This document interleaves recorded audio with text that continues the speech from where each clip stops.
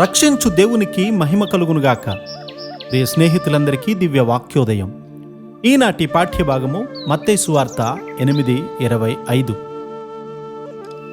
వారు ఆయన యొద్దకు వచ్చి, ప్రభువా, నశించిపోవుచున్నాము, మమ్మను రక్షించుమని చెప్పి ఆయనను లేపిరి. సముద్రం మధ్యలో శిష్యులు నిజమైనటువంటి అపాయంలో ఉన్నారు. వారెప్పుడూ కూడా ఇలాంటి తుఫాన్ను చూడలేదు. ప్రతివారు తమ జీవితంలో తుఫానులను ఎదుర్కొంటూ ఉంటారు. ఒకసారి మేమంతా తాటాకు పాకలో చిన్నపిల్లలమైన మేమందరము నిద్రిస్తూ ఉండగా భయంకరమైనటువంటి తుఫాను రేగింది.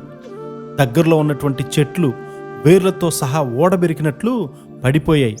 కానీ మాకెలాంటి అపాయము కలగలేదు. జీవితంలో పెద్ద తుఫాన్లు వచ్చినప్పుడు మాత్రమే ప్రజలు దేవుని దగ్గరకు వెళ్తారు. అలా ఉండకూడదు. అయితే మనము ఎల్లప్పుడూ ఆయన యొద్దకు వెళ్ళాలని దేవుడు కోరుకుంటూ ఉన్నాడు.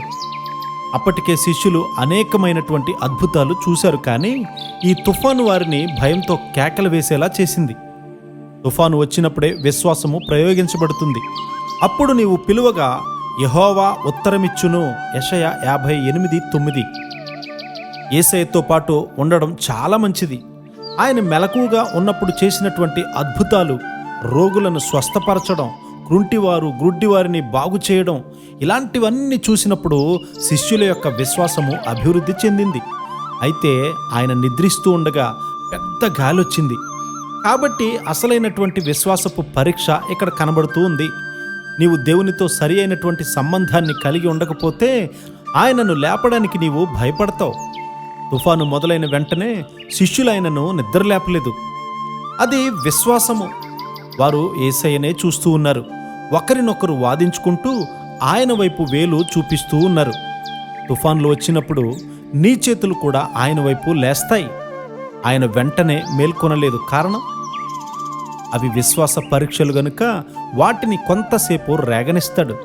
యేసుక్రీస్తు వారిపై విశ్వాసాన్ని వదులుకోమని ఆఫ్రికాలో ఒక అమ్మాయిని హింసించారు. ఒక చెట్టుకు ఆమెను కట్టి ఆ రాత్రంతా అక్కడే ఉంచారు. ఒక సింహము దగ్గరకు వచ్చినా అది ఆమెను ఏమీ చేయలేదు. ఈ అనుభవం ద్వారా ఆమె విశ్వాసము అభివృద్ధి చెందింది. దేవునిపై నమ్మిక కలిగిన వారికి ఎలాంటి కలవరము ఉండదు, రాదు కూడా. మేము నశించుచున్నాము అని వారు అనుకుంటూ ఉన్నారు. నీ పడవలో యేసుక్రీస్తు వారు ఉన్నప్పుడు నీవు ఎలా నశించగలుగుతావు? నీవు దేవుని వాక్యాన్ని పట్టుకొని వాటిని అనుసరించి జీవిస్తూ ఉన్నావా? ఆయన నిద్రిస్తున్నట్లు ఉన్నప్పటికీ నీవు ఆయనను పిలుస్తావు. ఆ అలలు అణిగి నిమ్మళిస్తాయి. నీవు ఆనందంతో నింపబడే కృపాధన్యత దేవుడు మనందరికీ అనుగ్రహించునుగాక. ఆమెన్.